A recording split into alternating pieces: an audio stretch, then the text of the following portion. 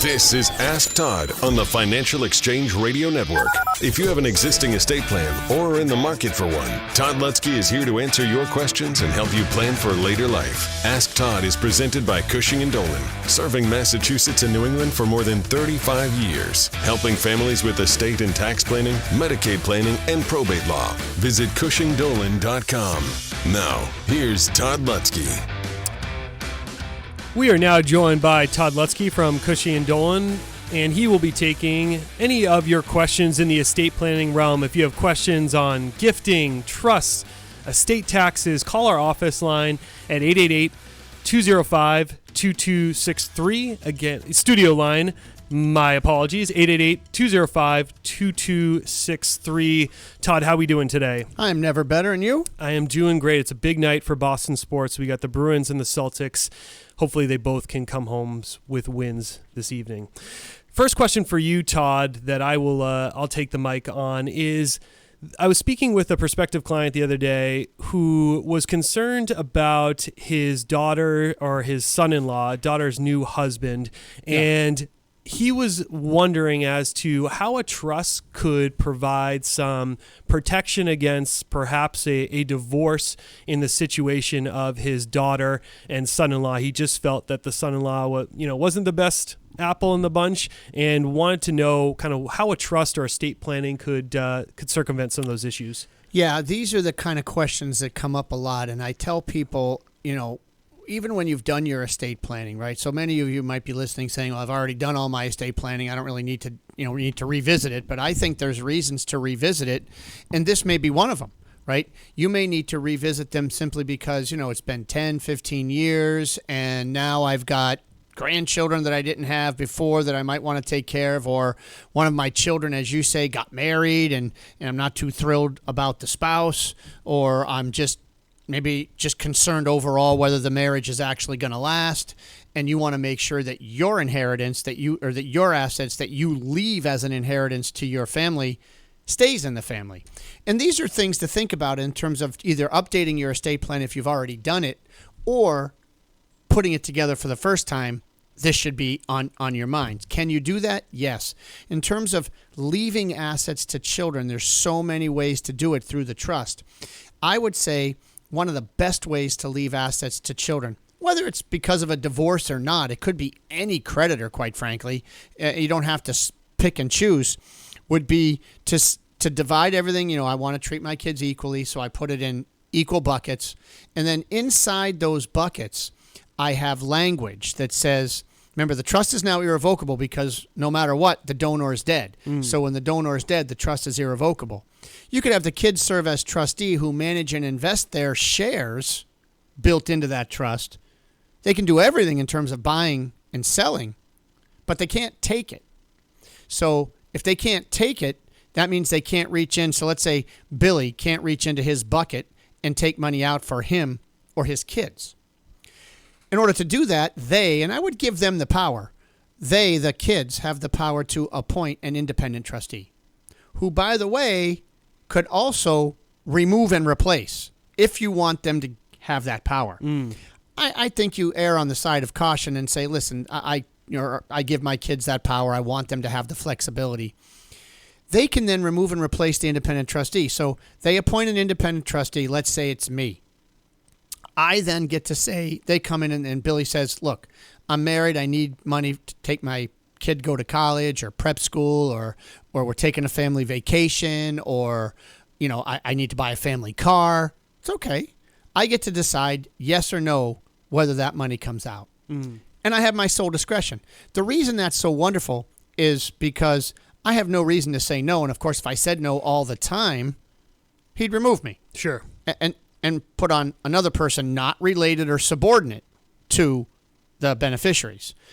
And the wonderful thing about it is when the divorce comes and the other side wants half of what's in this trust, they're going to say, that's great, but you have to ask Todd.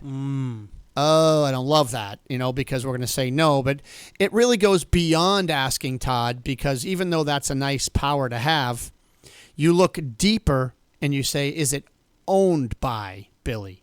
No, this $1 million bucket, this $2 million bucket, whatever it is not owned by Billy, never was. Well, if it never was, then it's not an asset of the marriage to begin with. Doesn't matter that I can say no. It's really not an asset of the marriage.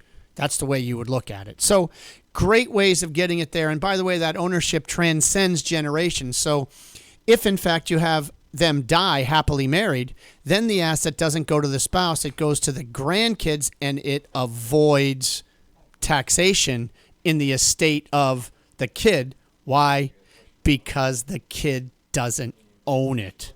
So that's a huge win at the end of the day. And so I think that is something you should think about when you're leaving assets to your family. A lot of great information there. We're talking here with Todd Lutsky from Cushing Dolan. If you have any questions in the estate planning realm, whether it be on how to leave assets to a beneficiary through a trust, as Todd was speaking about, if you were concerned about estate taxes or gifting, give us a call at our studio line at 888-205-2263. Again, that studio line number for any of your questions for Todd Lutsky is 888-205-2263. We're going to take a break here, but when we come back, your questions with Todd are up next.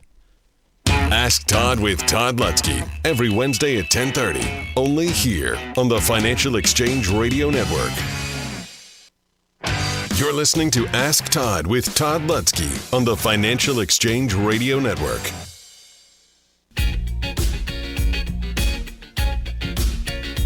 All right, we are now back with Todd Lutsky, and we're going to go to the phones. Maureen in Wilbraham, Mass., you are on with Todd Lutsky.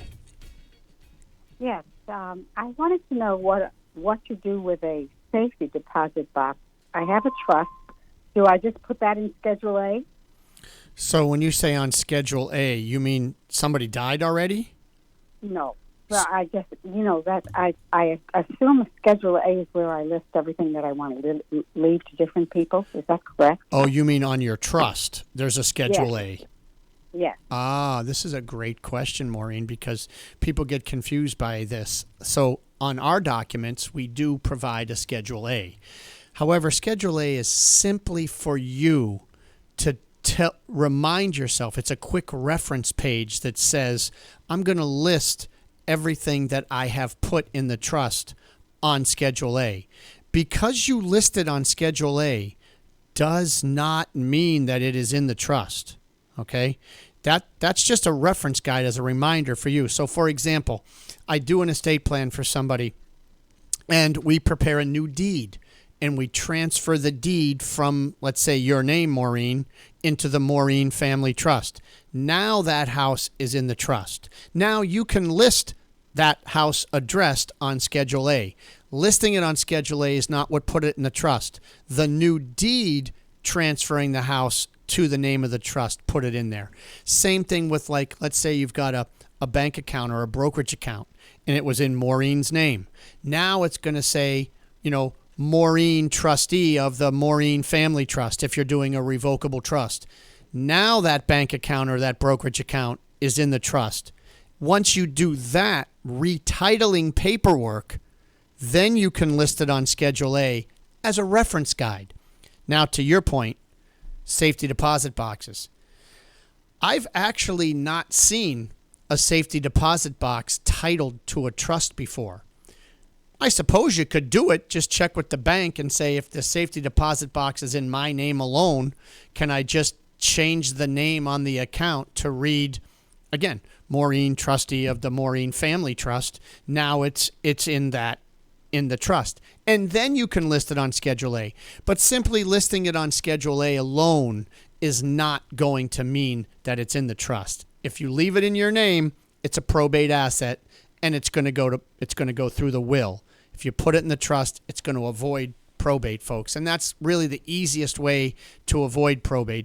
Of course, designated beneficiaries or joint accounts could do that as well, but I think there's problems associated with that form of ownership all the way down the line. So hope that helps a little bit. But folks, this is really an important question because I think a lot of people misunderstand Schedule A, but it also goes towards what our guide is. As we approach the end of the month, folks, how to leave assets to beneficiaries is important, right?